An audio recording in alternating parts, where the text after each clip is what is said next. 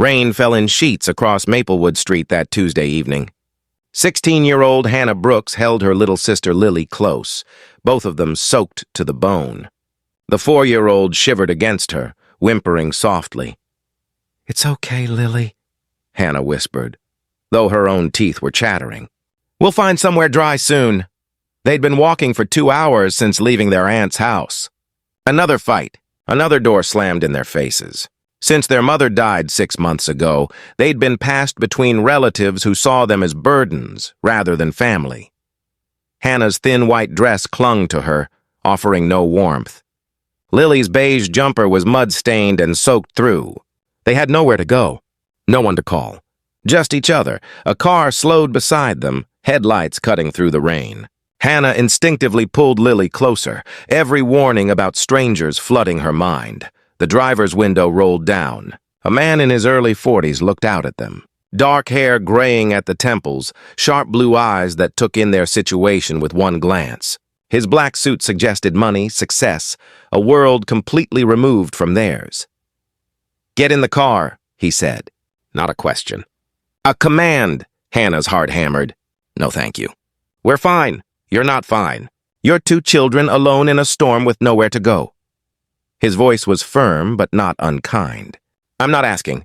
Get in the car before you both catch pneumonia." "I don't know you," Hannah said, trying to sound braver than she felt. The man sighed and stepped out into the rain, not seeming to care that his expensive suit was getting drenched. He was tall, imposing, but his eyes held something Hannah hadn't seen in months. Genuine concern. "My name is Nathan Reed. I own Reed Automotive downtown. I have a daughter not much younger than you." He pulled out his wallet, showing her a business card and a photo of a young girl. "I'm not going to hurt you, but I can't drive away and leave children in danger. Please, get in the car." Something in his voice, in the way he stood there getting soaked just to prove he meant no harm, made Hannah's defenses crack. Lily was shaking so hard her teeth rattled. "Just to get dry," Hannah said quietly. "Then we'll go." "Fair enough," Nathan agreed. He opened the back door. Hannah and Lily climbed into the warm, dry interior.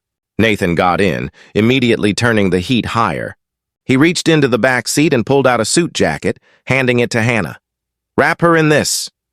Hannah bundled Lily in the jacket while Nathan drove. Not to somewhere isolated or scary, but to a well-lit diner on Main Street.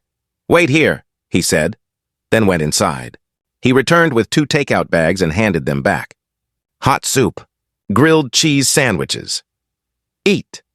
Hannah's pride wanted to refuse, but Lily's hungry eyes stopped her. They ate in silence while Nathan sat in the driver's seat, making phone calls in a low voice. "Where were you headed?" he asked when they finished. "Nowhere specific," Hannah admitted. "Our aunt kicked us out. Said she couldn't handle us anymore." Nathan's jaw tightened. "Where are your parents?" "Mom died, cancer. Dad left when Lily was born." "We don't have anyone." The words hung in the air between them. Nathan turned to look at them properly, and Hannah saw something flicker across his face. "Old pain, maybe. Understanding. I lost my wife 3 years ago," he said quietly. "Car accident. My daughter Emily was 7. I know what it's like when the world falls apart." "I'm sorry," Hannah whispered. Nathan shook his head. "You shouldn't be comforting me right now. You're the ones who need help." He pulled out his phone. "I'm calling Child Protective Services." "No." Hannah's voice was sharp with panic. "They'll separate us. Lily's too young. They'll put her with a family and send me to a group home. Please don't." Nathan studied her face. "You're 16? Almost 17. And you've been taking care of your sister alone?" Hannah nodded. "I do online school. I had a job at the grocery store until our aunt made us move 3 towns over. I can take care of Lily. I just need a chance." Nathan was quiet for a long time. Rain drummed on the roof. Lily had fallen asleep against Hannah's shoulder, finally warm and fed. "I have a proposition," Nathan said slowly. "My house has a guest cottage out back. 2 bedrooms. It's empty. Has been since my wife died and her sister moved out. You could stay there." Hannah's eyes widened. "We can't accept that." "You don't even know us." "I know enough," Nathan said. "I know you're 16 and walking in a storm to protect your sister. I know you haven't eaten properly in days based on how fast you devoured those sandwiches. I know you're scared, but trying to be brave. Why would you help us? Nathan's eyes grew distant. When my wife died, I almost lost myself. But I had Emily. She needed me, so I had to keep going. I see that same fierce love in you for Lily. That kind of love deserves support, not punishment. I don't understand, Hannah said, tears starting to fall. People don't just help anymore, not without wanting something. Some people do, Nathan said gently. And I'm not offering charity. You'll work for it. My house is big.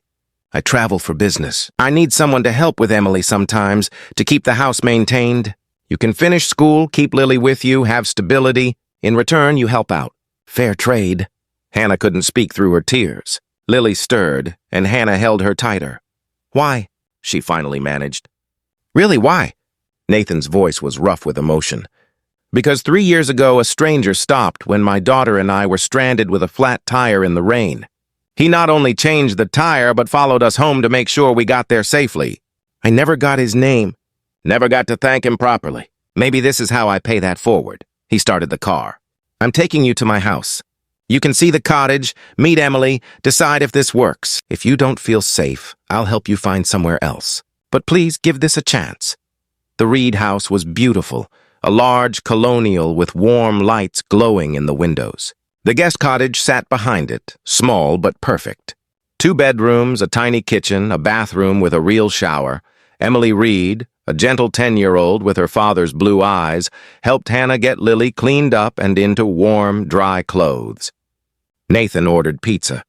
They all sat together in the cottage's small living room, and for the first time in months, Hannah felt something she'd almost forgotten. Hope. Over the following weeks, a routine formed. Hannah enrolled in the local high school, walking Lily to the elementary school each morning. She helped Nathan with errands, assisted his housekeeper, and sometimes watched Emily when Nathan traveled for business. But it became more than an arrangement. It became family. Nathan taught Hannah to drive. He helped her with college applications. He treated her like she mattered, like her dreams were valid and achievable. Emily and Lily became inseparable, like the sisters neither had before. The sound of their laughter filled the previously quiet house, and Hannah watched Nathan slowly come back to life. He smiled more, laughed at dinner, started attending Emily's school events instead of sending assistants. One evening, 6 months after that rainy night, Nathan found Hannah studying at the cottage's small table. "I need to tell you something," he said, sitting across from her. Hannah's heart clenched with fear. "You want us to leave?" "What?" "No, the opposite." Nathan pulled out papers. "I've been working with a lawyer. I want to become your and Lily's legal guardian, if you'll let me." Hannah stared at the papers, unable to process the words. "You've given Emily and me our lives back," Nathan continued. "This house was a tomb before you came. Now it's a home. You and Lily are part of that. I want to make it official. I want to make sure you have stability, that you can go to college without worrying about Lily, that you both have someone legally obligated to care for you." "You'd do that?" Hannah whispered. "Take on 2 more kids?" Nathan's eyes were bright with emotion. "Hannah, you're not a burden. You're a blessing. Both of you are. I'm the one who should be grateful. You reminded me what family really means." Hannah couldn't hold back her tears. "I don't know what to say." "Say yes," Nathan said gently.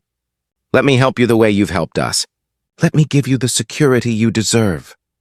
"Yes," Hannah breathed. "Yes, please." 2 years later, Hannah stood in her cap and gown at high school graduation.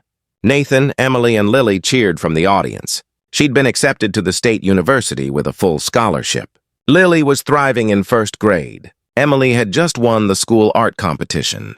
They were a family, not born of blood but of choice. Of a stranger who refused to drive past children in need, of a teenage girl brave enough to accept help, of 2 younger girls who found in each other the sisters they'd always wanted.